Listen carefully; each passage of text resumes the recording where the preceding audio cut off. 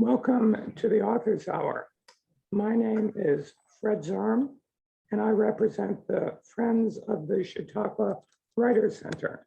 We are a volunteer organization whose mission is to support and supplement the work of the institution's Writers Center.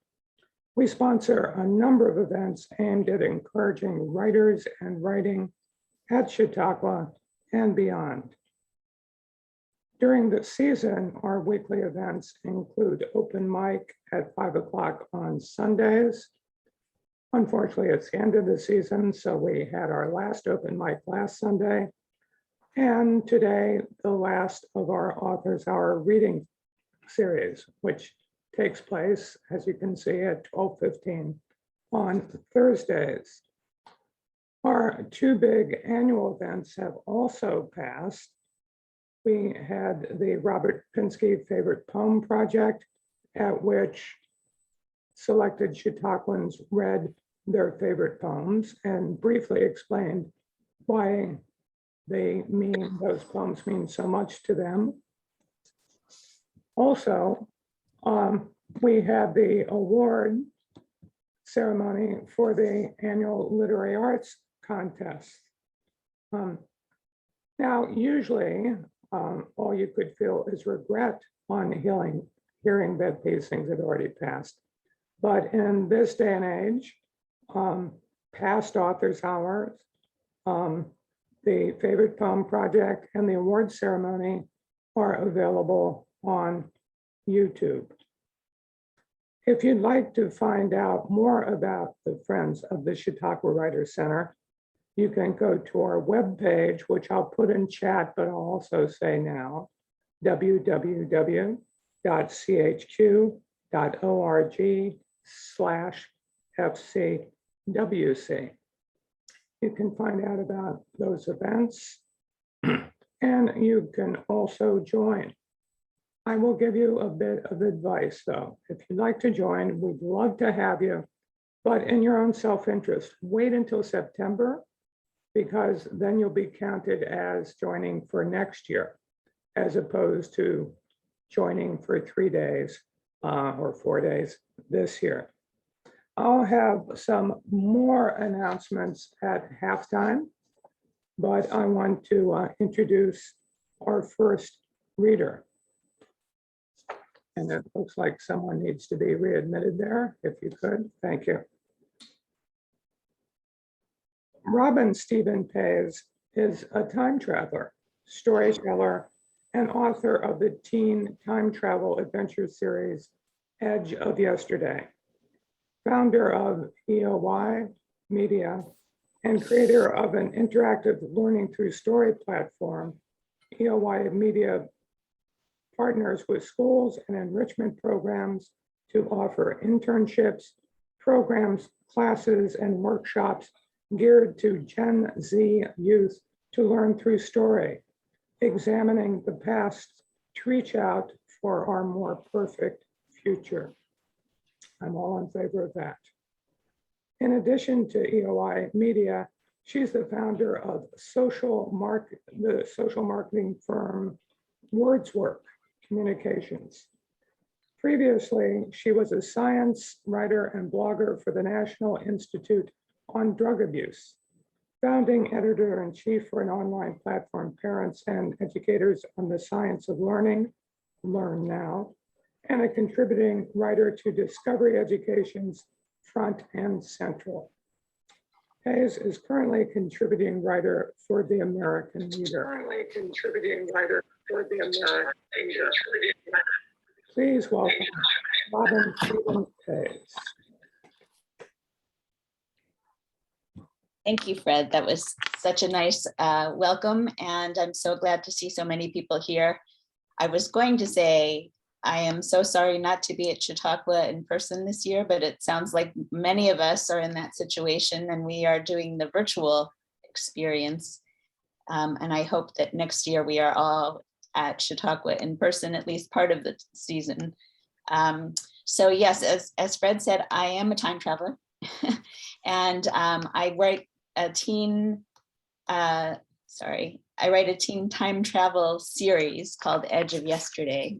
There are 3 books out in the series now. I will kind of do a little show and tell here of the actual books.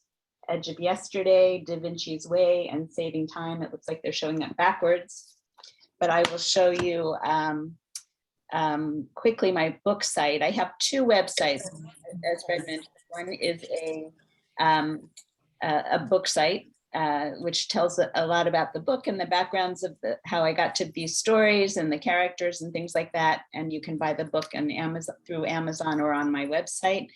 And the second is what I call a learning through story experience, which is at edgeofyesterday.com. So I will briefly show you those before the reading, and I'm happy to take any questions afterwards about about either of these, because I'm hoping that they will become Chautauqua favorites at some point for Chautauqua youth.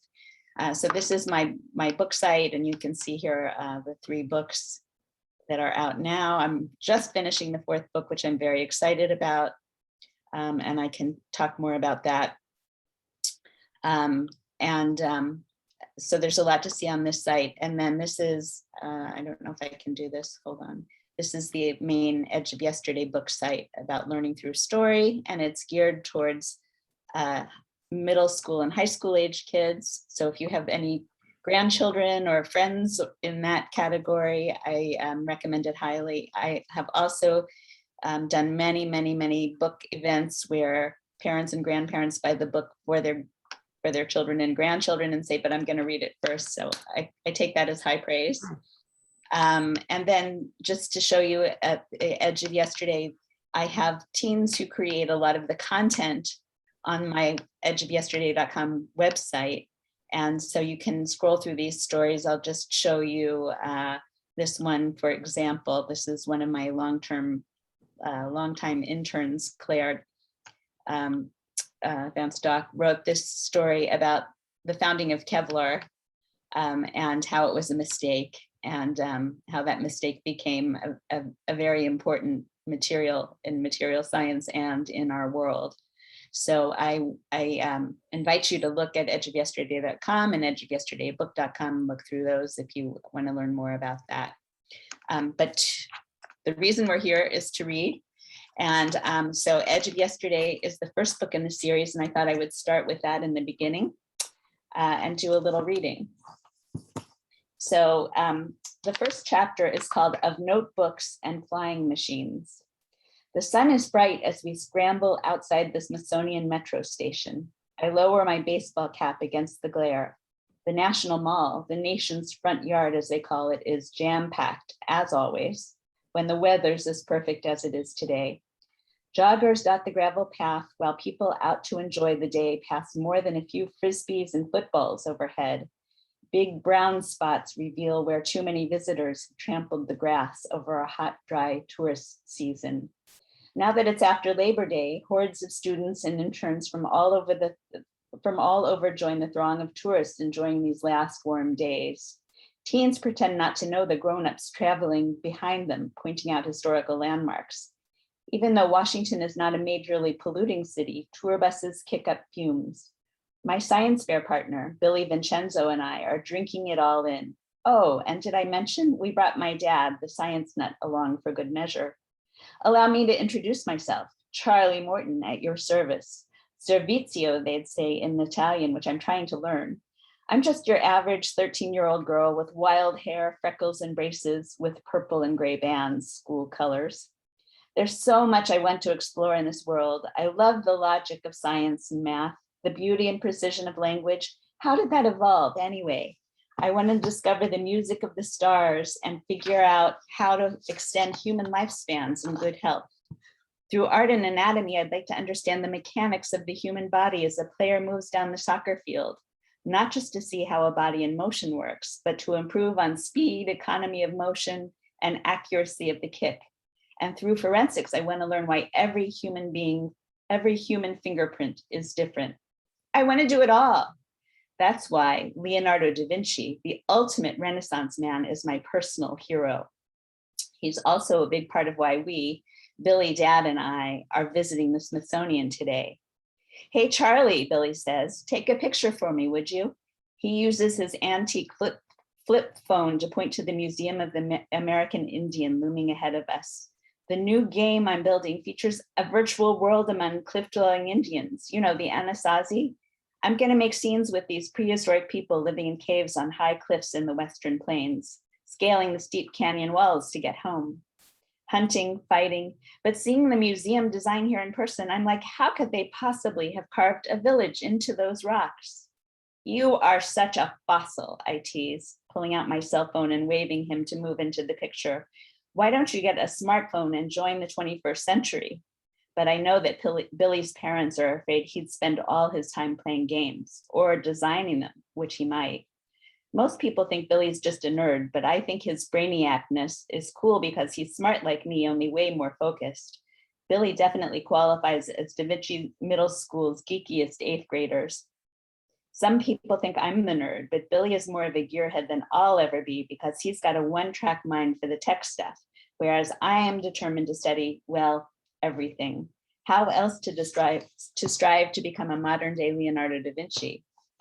Exploring the National Mall, which stretches from the Lincoln Memorial to the Washington Monument, past the Smithsonian Museums and onto the Capitol building, makes me happy because it's like walking in the footprints of history. I imagine the gravel path running parallel to all the museums as it might have been 200 years ago. Horses and buggies kicking up dust, the Capitol building in cinders after the War of 1812, men sporting top hats and canes, and corseted women carrying parasols to shade them from the hot sun. But it was probably nothing like that. What I'd really like is to see these things for myself, if I could. If I could, I would interview all the brilliant minds throughout history who back in the day radically helped shape the future.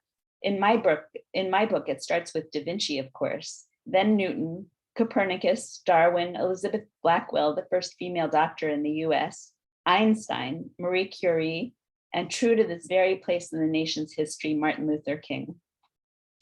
Meanwhile, here I am in cutoffs, tie-dyed t-shirt and sneaks, my wiry hair momentarily tamed into a ponytail under my cap. I've got my tablet, as always, in my backpack and cell phone in my pocket at the ready so I can take pictures for my blog. This day belongs to my favorite guys, Dad, Billy, and Leonardo. I don't come inside the Beltway often. For one thing, I'm not great in crowds. I can get overwhelmed, and sometimes I get so turned around that I can't figure out which way is up. My parents had me tested after I got lost one too many times on the metro, and the verdict is I'm directionally challenged. Not great for someone who dreams of making distant travels through time, no less. I hear the beautiful ping of a Snapchat and pull out my phone. Dad gives me that frown. Charlie, you know, no texting once we get inside. Duh. Does Dad think I have no manners at all, I wonder?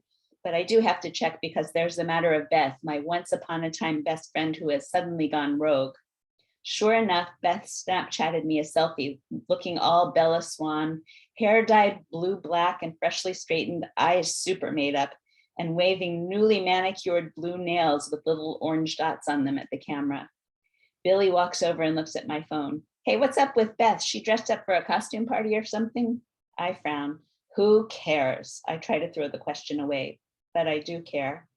Say you two, Dad, who's been continuing on toward the Air and Space Museum, turns back, seeing we're halted. Let's not get sidetracked, guys. Something wrong here? I stop to think briefly about explaining, but Dad and Billy are both clueless when it comes to the intricacies of teenage girls' minds. Never mind. I shrug off Bethy's weird behavior and start down the mall in a sprint. Dad and Billy following in my tracks and straining to keep up. Dad, panting, stops us right at the front of the steps to the Air and Space Museum. He really ought to start working out a little more. Hungry, guys? I'm always hungry. Looking for the food here makes me feel a little like a modern day urban forager because of all the colors and scents from the food trucks that line the streets around the mall. Lebanese, Thai, Korean, Cajun, and deli for starters. We all opt for kebabs at the Lebanese truck. Then the kid stuff, ice cream, cotton candy, cookies, rocket pops are my favorite cool treat. So I'm glad I brought my babysitting money along to indulge. The parents strictly limit my sugar intake. So if I want something special, I have to pay out of my own savings. Like a little candy now and then is gonna kill me. I love sucking the juice out of those red, white, and blue rockets. You may think I'm weird, but I collect the sticks and my friends and I make up fortunes to write on them, sort of a fun doodle project. I'm gonna write one that says, "You are going on a long journey," I quip, reflecting on my hopeful plans for somewhere warm during winter break. I stick it in my pocket to add to the collection in my girl cave at home. In today's heat, I have to chomp down quick on the ice before the sticky stuff drips semi-permanent rivulets of cherry syrup down my arms. I start biting, braces and all, and brain freeze. I pop off my Washington Nationals baseball cap for a quick thaw. Billy, orange pop-up, momentarily forgotten and dripping onto his shoe, is squatting on his haunches, studying the refrigeration coil system on the ice cream vendor's ancient push cart. Dad looks from Billy to me with a quizzical expression. Quizzical, isn't that a good word? It means mystified and slightly amused, like a combo of puzzled and comical. Meanwhile, he munches on his popcorn, one annoying kernel at a time. Between the two of them. Can't you hurry, guys? At this rate, it feels like we'll never get to the Leonardo da Vinci Codex exhibit. So I start skipping up the steps to air and space. Dad has to take 2 big steps to keep up. And Billy, well, suffice it to say, we keep almost losing him to myriad distractions before we even get inside the doors of the museum. Once we do make it inside, I hurry past the World War II exhibit and the Moonlander. Those I can see anytime. Leonardos Codex is on display in the same room as the Wright Brothers flyer. I hear myself babbling in my excitement. Everyone calls it a notebook, but a codex was a real thing back in the day, I explained to Billy. Definition, an ancient bound book made of separate pages. In fact, some of those pages consisting of sketches and descriptions were probably assembled into books after Leonardo's death. Billy murmurs. He's peering up at the wings of an early glider, not listening. A codex would be like journaling today or blogging, like Ms. Schreiber's asked us to do for the science fair project. I slyly check my Instagram, another way Leonardo da Vinci might record his observations today.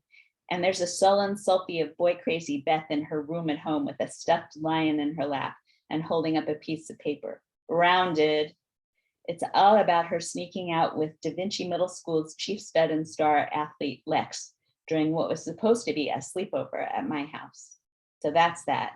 I think briefly about it, how once upon a time we would have all been science fair partners and she would be here too. But then I remind myself that Beth is gone. Hey, Charlie, Billy calls, peeling off to get a better look at the Wright Brothers exhibition. I just want to see this one thing before we get to Leo. The Wright military flyer. It's the first military plane ever. It flew 100 years ago. Hold up. Only 100 years? That's nothing, I call behind me. Billy seems stuck on the Wright brothers. What about the science behind manned flight, Charlie? For the science fair. After all, Leonardo may have dreamed it, but Orville and Wilbur actually made it happen. Yeah, maybe, I reply without breaking my stride. Slow down, Charlie, Dad says, tugging on my arm to stop. Let's not lose Billy. Can't wait, I say, running ahead, for once not caring to keep track of the world's biggest space cadet. Almost there. I'm sure there's a crowd, but I don't feel it. I slip between a couple of suits, as Dad would call them, those official Washington types, diplomats, lobbyists, and senators, and squeeze past a pod of pale tourists who are staring into their guidebooks, oblivious to the genius before their very eyes. As soon as I find myself in front of the master's work, I am speechless. Up front, I take out my phone to start snapping pics.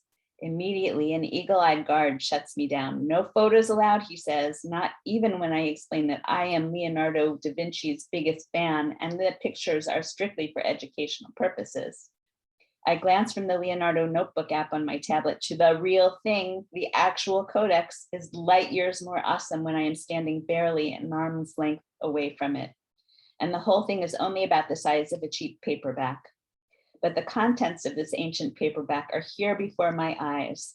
Sketches and diagrams in the maestro's own hand. Mirror writing that was the real Da Vinci Code, writing from right to left instead of the normal way.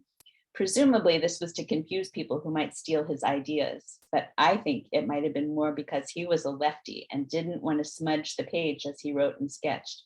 I know, I have the same problem. And truly, without being able to understand the Italian dialect of the time or being able to hold up the finely written script to a mirror, it would be impossible to decrypt what Master Leonardo wrote and doodled just by looking at it. So the museum curators have been thoughtful enough to translate Leonardo's cryptic handwriting into English as part of the exhibit. Somebody's poking my shoulder, and here's Billy panting. Charlie, couldn't you even stop for 1 minute to see what I'm interested in? I mean, really, why I even bothered to come down here with you in the first place is beyond me. Science fair, brainiac, I reply, giving him the eye. Did you forget what we are here for? There's other stuff that's science fair worthy, brainiac, he replies. Weather balloons, for example. Well, if you don't like the idea of recreating one of the experiments of the ultimate Renaissance genius, maybe I'll just find myself another science fair partner.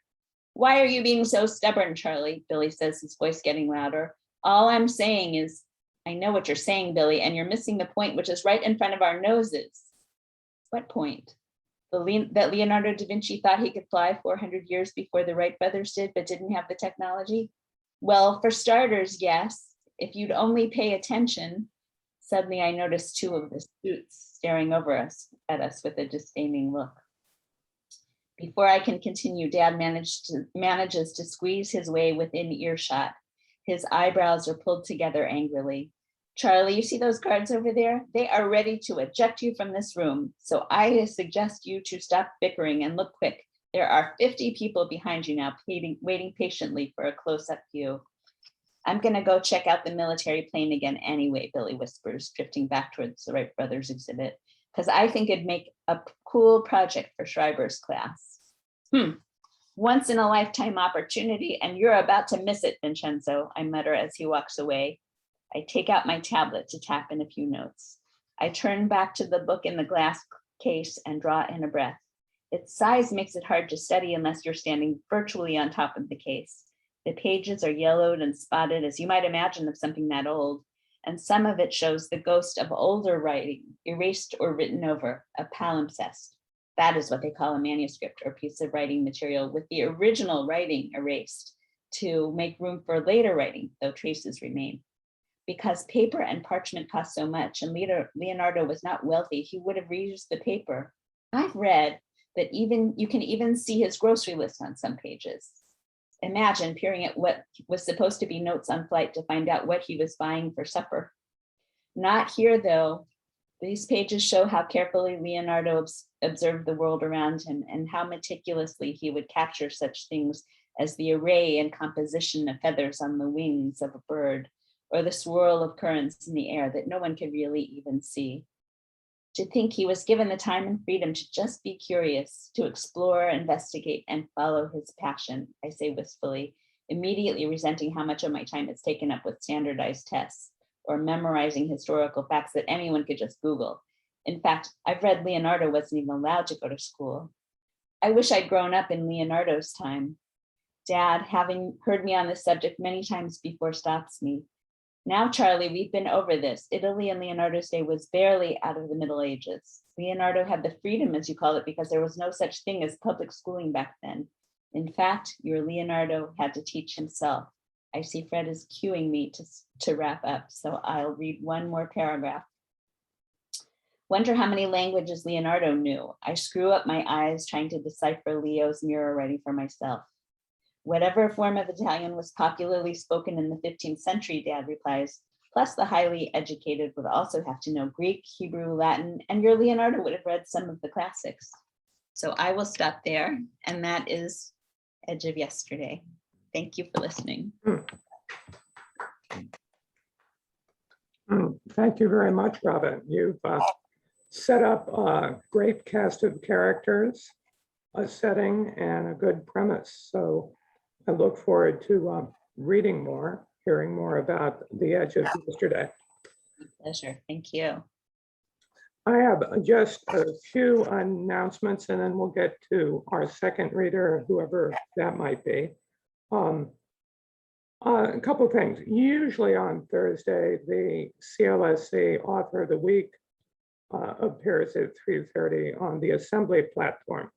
But this week's author, Elise Colette Goldbach, who wrote the book Rust, A Memorial of Grit and Steel, she actually recorded her presentation a few months ago, so that you can still go on Assembly, but you'll have to find it on demand a recording of it. Tomorrow will be the final brown bag lecture of the season by prose writer Martha Cooley, 12:15. That's on the porch.chq.org platform. And I do want to mention our sister arts organization, the Friends of the Chautauqua Theater Company. They, on Saturday at 10 o'clock, I believe it's in Smith Wilkes Hall, if you're on the grounds, we'll have Mark Russell doing a presentation, comedian Mark Russell, who especially people in the DC area might know. I'm going to turn this over now to Robin for the next introduction. My pleasure. So the next author reading, as you might imagine, is Fred, and he's asked me to introduce him. After earning a BA and MA in English from Michigan State and an MFA from the Playwrights Workshop at University of Iowa, Fred Zirm spent nearly 40 years teaching English and drama at an independent school in Maryland. Since his retirement, he has continued to direct plays, but has also focused on writing poetry, flash fiction, and creative nonfiction. His work has been published in about a dozen small literary magazines and anthologies, including Still Crazy, I don't know if I can pronounce Cahuda Doodling, Voices de la Luna, Greek Fire, and Objects in the Rearview Mirror. His poetry chapbook, Object Lessons, was published in January in 2021. Thank you, Fred. And thank you, Robin. I'm going to try something a little different that we're able to do in this age of Zoom. I don't know about you, but many times when I've been at a poetry reading, I've listened to a poem and then said, well, what was that third line that he read? Or just wish that I could read the poem as well as hear it. So what I'm going to attempt to do is share what I'll be reading. That way you can see it and hear it, and you can also catch any mistakes that I make. I'd like to start off with a short poem that is in the book. Let me see if I can scroll down this way. Yes, I can. Glass on the floor. When something fragile falls, something precious shatters, you can never sweep all the pieces that have scattered.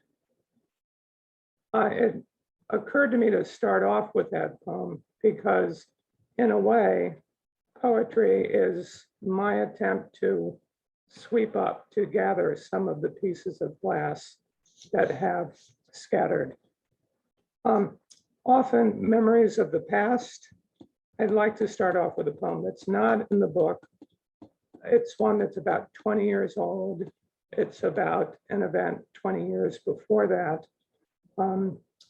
But it, in some ways, was the first poem where I felt I had found a way to talk about some things. In this case, a marriage that failed. So let's see if we can have that come up in just a second here. The Children's Museum.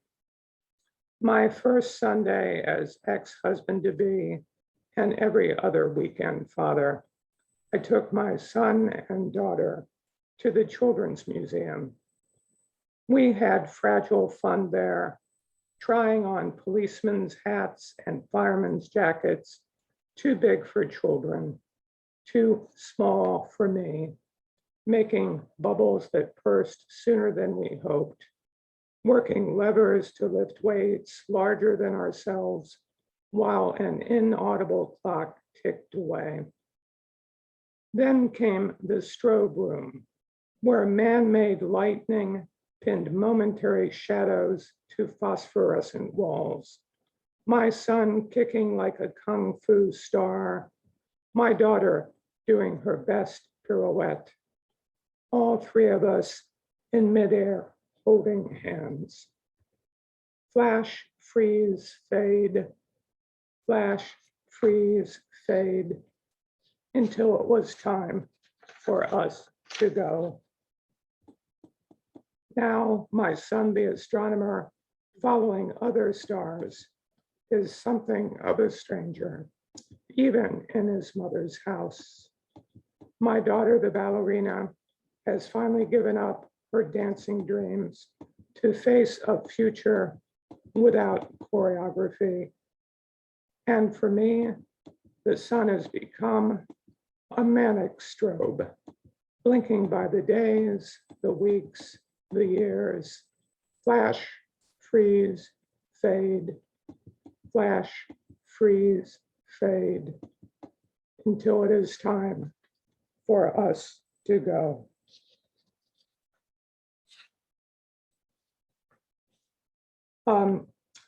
I'd like to read another poem that's also not in the book, but about a memory in some ways, and also inspired by a quote from the poet Billy Collins. Rescue dogs. I tell my poetry workshop students, if you're stuck in a poem, just have a dog come in. Billy Collins. I picture a climbing party of novice poets trapped on a narrow, wind-battered ledge, tied together at the waist by an overextended metaphor. They collapse and gasp in the thin air of abstraction, calling out for help. At that moment, a Saint Bernard, large pawed and panting, scrambles over ice and rock to offer the climbers what they need, the chipped and weathered oaken cast of concrete images hanging from his furry neck. Or I imagine a lone poet, lost in deep woods of his own devising, as he tries to follow Dante or Frost, who have left no breadcrumbs or broken branches. Preoccupied, he stumbles over a hidden meaning and falls into an arcane abyss. At that moment, his faithful collie races barking to the farmhouse, where the mother, holding a dish towel, says, "She's trying to tell us something." "Yeah," the father scowls and strokes his chin. "Timmy's fallen down that damn well again." He spits in the barnyard dust, then wipes his mouth with the back of his hand. I told him to quit messing around with allegory. At this moment, my dog Snuff, a shepherd hound refugee from death row, looks up at me with the hurt but hopeful eyes of the once abandoned. I rise from my desk. Her tail thumps the floor as I scratch her head, and then offer her the tethered freedom of the leash. She is once again delighted. The world is just beyond our door, and she can lead me through it. Snuff died about 6 years ago, so that got a little choked up there.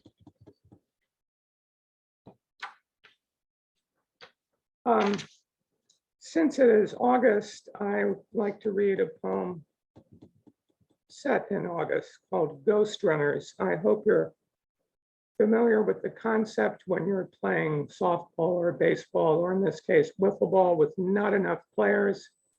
Sometimes you have to pretend people are on base. Ghost runners would take our place on base in epic 4-on-4 wiffle ball, those backyard August evenings, if our turn to bat came round again. As daylight waned and shadows widened, it was up to us to make our own spirit score with sacrifice single or even suicide squeeze, and to argue our phantom twin had surely slid safely in, while those who tried too hard to homer would always whiff and leave our boyhood selves to die on third in the late summer dusk, when our porchlit parents called to us, so close and far from home. Now I'd like to read a couple Chautauqua related poems. This first one is not in the book, The second one is kayaking early Sunday morning on Chautauqua Lake. I paddled toward the distant shore where the sun should rise. The sky's glow tells me so, and my weather app tells me when. But the sun is running late this morning, since my hilled horizon is higher than my phone's flat assumptions, as migrant geese honk high above my head and my more earthbound tweets. Finally, the dusky orange disk begins to emerge right over the white cross of the Lutheran camp. Then, when I glide closer, it dips again, below and behind the foliage, as if deciding it does not want to shine on this troubled world, as if Jesus said, just roll that stone back where it was. I'm not so sure about this whole resurrection thing. And a common occurrence at Chautauqua is the potluck, and in lots of other communities. Potluck. It's one of those nights when neighbors wander small town streets carrying casseroles and salad bowls and store-bought pies, like random wise men bearing different dishes and following separate stars. Some bringing their family favorite, some trying something new, others unloading the unwanted in the name of economy. With luck, such a lottery will produce a solid meal. Without it, rows and rows of insubstantial Jell-O molds. So much depends upon what we all bring to the table. And yet another Chautauqua-related one. One I did read last year, but in honor of Herb Kaiser, who read on the Author's Hour earlier this summer. He's a maker of and seller of lemon tarts, all to benefit Chautauqua. Lemon tart. Yes, I like the creamy filling well enough. Citric sweetness that lives up to its name, but I love the bottom crust the best, especially when it's nearly burnt, but not bitter. Singed crunch that clings to what it baked in and takes some digging to reclaim. Without it, the center would not hold and melt away like joy, uncontained. Here's a poem about the relationship between water and psychology. Theories of displacement. Water travels, the roofers remind us, the plumbers too. The spot on the ceiling may be a sign nowhere near the source. It takes more looking to find first causes. Pain travels, the physicians declare. The sore neck may be a heart attack. The arm that aches may not be there at all. Like a magician, the body can throw its voice. You know I don't like mayonnaise, you say, as you push away the lunch I made, but I know there is something deeper troubling you. The hurt has hidden under the table. One theatrical poem, because as Robin mentioned, I am a drama director. This was triggered by a friend talking about the first time she felt she was really a character on stage. Exit stage right. The young actress first found reality on stage in front of a fake kitchen sink as she instinctively chose the best potato for her imagined husband in Anne Frank's Secret Annex. The not so young housewife first found herself surprised by the small potato in her hand. She had been absent-mindedly peeling for the man who was not the husband she had imagined, and then realized it was all an act. Sometimes poems start with a phrase that seem to have a double meaning. This is a case in point. Self-storage. One step short of the dumpster or the yard sale, these climate-controlled mini garages are where we park our former selves and faded dreams, the things we can't quite abandon, but don't want around us every day. The decoupage boxes and macrame plant holders from our artsy craftsy days. The guitars we always meant to play. Father's favorite books we never read. The fondue pots we used to gather round with the Johnsons, who are now long divorced, all of us living in our separate states. All those things we promise ourselves to trash or give to Goodwill the next time we move, but then think we might embrace again once we learn to lead a larger life. Now we're nearing the end, but I'd like to get to one of my grumpy old men poems, a poem about how it used to be compared to what it is now. General Electric's An Ode to the Outmoded. I applaud the audible effort of old appliances, the tick and chunk of Toastmasters, the whir and crunch of wearing blenders, the slosh and thump of the basement Maytag, even the ratcheted click of rotary phones reeling in the person you called on miles and miles of dancing wires. You could hear how those things worked. I especially praise old dishwashers with heavy locking levers, as if the cutlery had to be caged to be cleaned, or like the door was a dam to keep the deluge off the linoleum. You could feel secure hearing the waters rage and churn in the bank vault of that machine. When ours leaked, my mother called the police. Now dishwashers close so casually, taking their prowess for granted. Of course we clean, they seem to say, and you won't even hear us run. They share a smugness with invisible microwave, self-cleaning ovens, and the cell phones that sing their own praises. So many effortless achievements when the whole world is a phone booth. Everyone thinks he's Superman. I think I'm going to skip a poem or two after looking at the time here. You'll see them as they go by. One about mattress land and looking at mattresses. I think I'll get to the generic GPS. The voice of the generic GPS sounds like a mechanical mother issuing calm warnings and quiet commands while shepherding us the way she wants us to go. And when we ignore her wise instructions, she urges U-turn after U-turn after U-turn until we have gone so far astray, going back is not an option.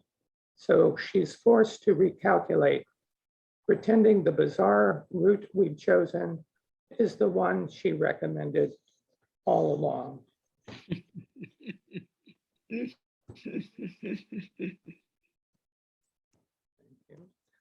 Sometimes commercial language seems to apply to something else. This is the last of the longer poems, and I end with a shorter one. So when I looked at a tread life warranty, I thought it was maybe talking about something else. Tread life warranty is affected by balance. For anything unbalanced will go out of true. Wobble and uneven wear are enemies of long life, as is appropriate or inappropriate pressure. Too much leads to blowouts, too little to sagging inefficiency. Proper mounting is also important, along with periodic rotation to fresh positions. Variety also encourages longevity. Road hazards should be avoided, although they can seldom be seen in time. Likewise, reckless racing and heavy hauling are discouraged. However, even with careful use comes the inevitable balding, loss of grip, and erratic control. Then is the best time to discard the old and replace with the new. Beyond this, there is no guarantee. And I'd like to end with a very short poem about a common action that I think has some significance. Leaving the lights on. I know it's not frugal or planet friendly, but it makes me feel I've been here and might return. Thank you very much.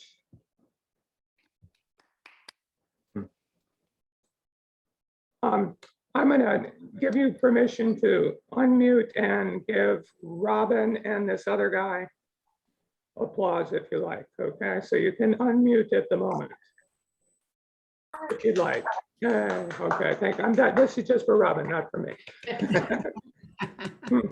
Okay. We do have a little time for Q&A, and then I'll end with one final announcement. But if anybody has either a comment or a question for either Robin or the other guy, now would be the time. You can put it in chat. You can raise a virtual hand. You can wave a actual hand, or you can just say something. We're a small enough group that any of those methods will work. May I say something, Fred? Sure. The line, so much depends on what we all bring to the table. Mhm. Did you mean that as an analogy to so much depends upon, what is that poem, people? The red wheelbarrow. So much depends upon the red wheelbarrow. Yeah. Besides the white chicken. Yeah. Twice you did that. The sinner will not hold, or something like that. Right. Came in again. I thought it added to your ability to take the everyday and make it something bigger. And I love the part about the doggy. What was your dog's name? Snuff, full name Snuff. Snuffles or Snuffleupagus. Yeah. What was it, sweetheart? Was it, sweetheart? I love that line. The world is just behind our door and she will lead me to it. That's beautiful. Yeah. Thank you. Thank you. I'll pay you later, Carolyn. Okay. All right. We'll work something out. Other comments or questions for either of us? Oh, I just realized, can I share a screen for just a second? I didn't get to the very end where I give you information about the book. Let me see if I can get back to that quickly. Not very quick so far, because it's not scrolling for me. Robin, I'm getting your books for my grandchildren. Oh, thank you, Carolyn. It's really fun for me when I hear from readers too. So if they have any comments, you can find contact information on my website, or if you just share something, that would be wonderful after you read them. Great, that's great. And here's just my information. You can order it from the publisher. If any of these 3 bookstores are close to you, Chautauqua, Leonardo, and Hudson, Curious, Iguana, and Frederick, you can drop by. If you order from Amazon, I'm actually the guy that ships it out. So if you want to email me at the prescient name zoomzerm@aol.com and let me know you'd like it signed, I can sign it for you. I had mine, but you can't sign it because I've already ordered it. Well, I have to wait till I see you again. Yes, hopefully Chautauqua next year. Any other questions or comments? I just want to add that by pure coincidence, it turns out that Fred and I are neighbors at home. And we still haven't connected, but we will. We have to do a coffee. We live about maybe half a mile away from each other. Yeah, didn't realize that. Anyway, thank you so much, everyone, for coming here. I'm going to stop the recording in a second, but you're welcome to stay for a while just to socialize. This is our last author's hour and pretty much the last official event of the Friends this season. But we hope you join us in every sense of the word next season. Thanks so much.